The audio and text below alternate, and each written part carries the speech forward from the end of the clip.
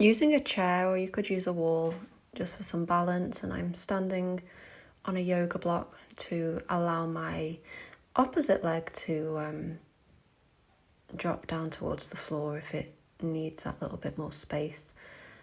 I'm really here just feeling into the hip joint, noticing any tension, any sensations that may be there.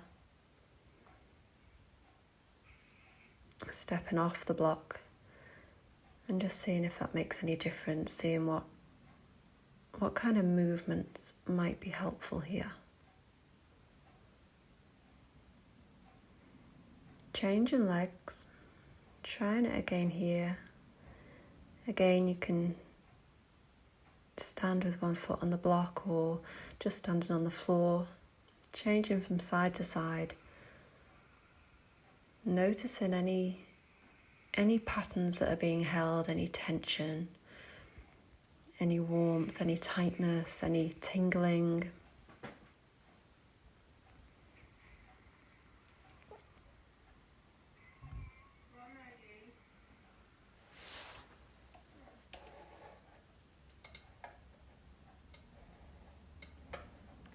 Continuing with this for a couple more minutes, sort of dropping down, slight pulsing down towards the floor with that long leg.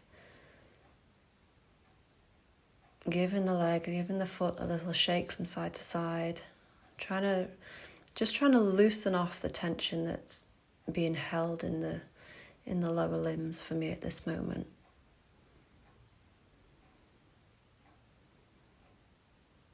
Allowing the shake, the sort of windscreen wiper action from side to side, although it's difficult to see when you're standing, and allowing that though to reverberate all the way up into the hip socket. Swinging the leg backwards and forwards, allowing a little bit of a kick as we come to the front, allowing the momentum of the swing. And again, some trembling, some shaking, and some sort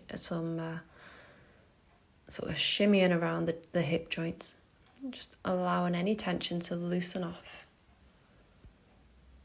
Taking a moment to stand, both feet grounded on the floor. Noticing what's there, what's different, what's changed. And then moving over to the opposite side again, swinging the leg backwards and forwards, maybe side to side, a little semicircle, kicking that leg forward, kicking that lower leg forward. So swinging the leg back and kicking it forward, but without force, just allowing the momentum, the weight of the leg to bring it forward. Just moving the chair and the block out of the way so I can come down onto the floor. Easing myself onto my back. Knees bent.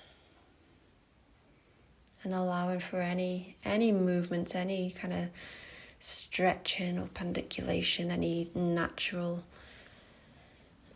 yawny movements that may come and show through the hip, through the knees, swaying from side to side. The arms just resting on the floor, either side of my head. Bringing one leg up so the right foot is grounded onto the floor. The left leg just coming up and exploring any range of movement that it's asking for. You know, I'm not going to prescribe or choreograph anything here, just allowing any tension to work its way out. Keeping the breathing quite soft. Just allowing the leg, the sensations to move up into the hips and from the hips up into the feet. Dropping the knee down, or bending the knee and dropping the heel down towards the buttocks and just allowing a little bit of a kick up and down. Again, with the momentum rather than any force. Bringing the foot up towards the ceiling so it's the knee is over the hip, the foot is over the knee, and a little bit of a shake before we bring it back round into a kind of circle or whatever movement is helpful for you.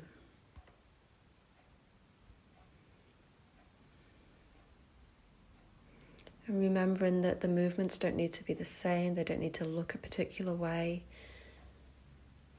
They can change every time. Very exploratory. You know, we're not trying to fix anything or force anything. So now bringing both feet up in the air above the pelvis into a kind of half gravity pose, allowing gravity to take the weight of the legs, the weight of the feet, taking that weight down into the hips against the floor. So we're really in a quite an easeful, effortless pose, with the hands and the arms outstretched above the shoulders up towards the ceiling, but with a looseness to them. Allowing the legs, allowing the arms to just hang with no effort involved. And then starting to invite in any kind of movements that just come naturally from that position. So a little bit of a outstretch and then bringing back into the center with the legs. The fingers are stretching and coming back in towards the palms. The arms are slowly coming their way down to the floor, and then on the floor they're just moving, sliding back and forth, stretching out through one leg and the same arm, swapping over with the other leg. The other leg may stretch and the other arm may stretch. Noticing if any yawns are starting to come here, which is a really lovely sign that the nervous system is beginning to relax. It's beginning to down-regulate from that fight or flight. So now allowing the movement of the arm up in the air to kind of introduce a spiraling motion. So as you bring in that arm up into the air, as if you're going to change a light bulb above you, and as that twist comes from the shoulder and it lifts up off the floor and you twist over towards the other side, a slight rolling over to the opposite side with the knees bent, the knees are moving, the hips are lifting one at a time, and just going side to side, exploring up towards the ceiling with one arm, allowing for any twist and any spiral motions with the arm that may be welcomed, and allowing that rolling, that twisting, that spiral motion to follow its way down the body. So twisting from the arm, from the hand, from the arm to the shoulder, to the hip, to the knees, to the head, allowing that whole movement to ripple up along the body. A few more yawns are creeping in here and there. Again, a lovely sign that the parasympathetic nervous system is activated now. We've come down out of the sympathetic state, away from fight or flight, down into rest or digest. And just doing this for as long as feels helpful. Side to side.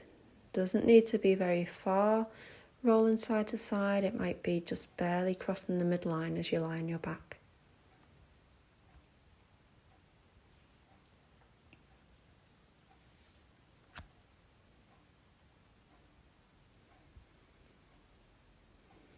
Coming into the center, lying on the back, arms up above the shoulders, hands above the shoulders. And again, coming back into gravity pose, slowly, one leg at a time. And allowing the limbs to just hang there. Allowing the floor to take all the weight, making any little adjustments so that you're comfortable. Noticing any sensations. As we bring the knees gently towards the belly, legs are bent, and then slowly bring the arms down into a nice hug. One hand over towards each shoulder.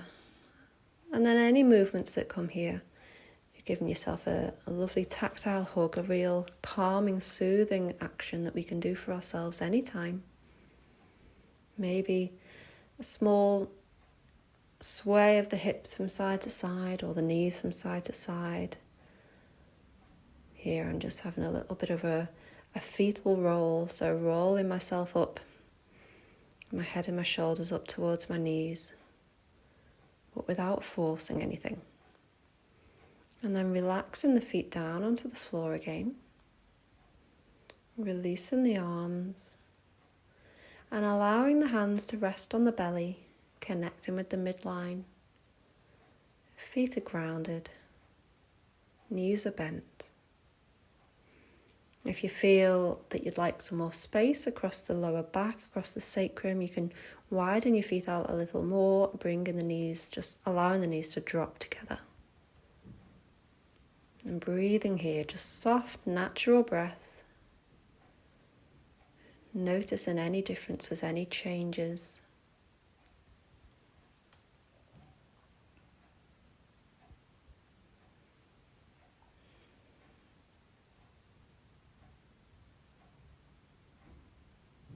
You can bring the hands and the arms onto the floor either side of you if that's more comfortable, or you can keep them on the belly.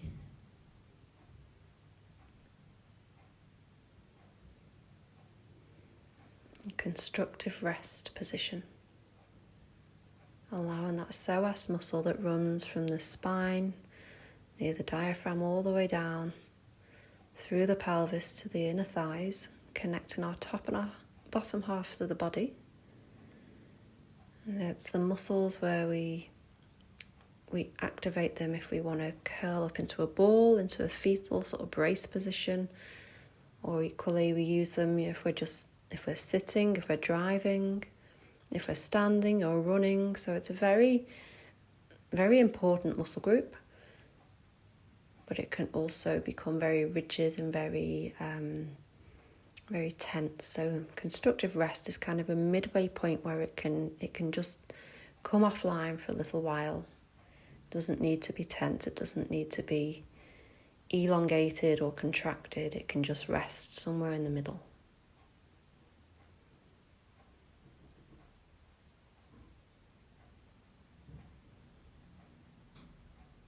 You may notice some deeper breaths coming here.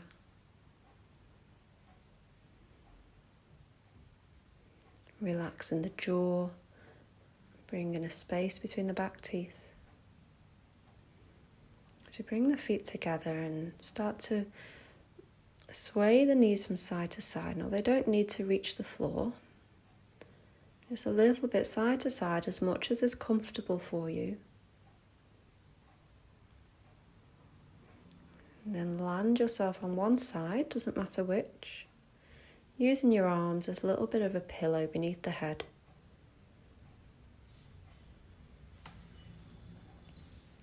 It can be helpful here as we bring the practice to a close to open the eyes and just have a look around your space, orient yourself, allow your nervous system to take in the surroundings, to assess for any threats.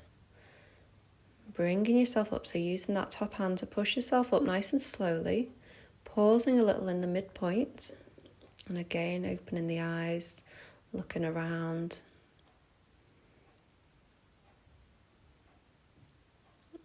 Softly opening the jaw, opening the mouth just softly, sort of to as if you're going to yawn, but without any forcing of anything, just opening the mouth, and then allowing the jaw to kind of sway a little from side to side, closing the jaw very, very softly, very slowly. Keeping a gap, a space between the back teeth.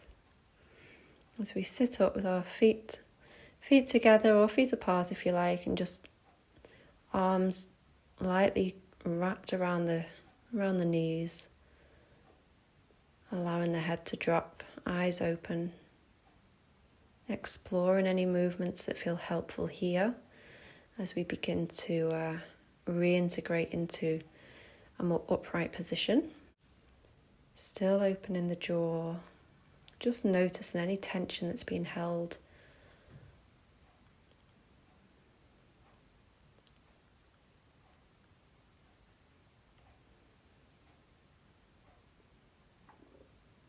Taking this time to notice any differences. If it still feels uncomfortable to be so still, it's, maybe try a little bit of a rock from side to side, or a little bit of a padding of the feet, one foot and then the other down into the ground, maybe just lifting the toes of one foot and then the other. Allowing the nervous system to still do what it needs to do. If it doesn't feel like it completely is ready to, be still just yet and be completely relaxed, work with it. It's no problem. Lifting the head, looking up, taking a breath, taking in your surroundings. Even if you're in a familiar space, give your nervous system this chance to fully notice what's around. Allow it to recognize for itself what the threat conditions are. And then we're going to come up to standing, but very, very slowly. No sudden movement, so I'm coming up halfway into sort of a bit of a forward fold, easing myself up with my elbows resting on my knees. Introducing a little bit of movement as I roll up to standing. And on we go with the day.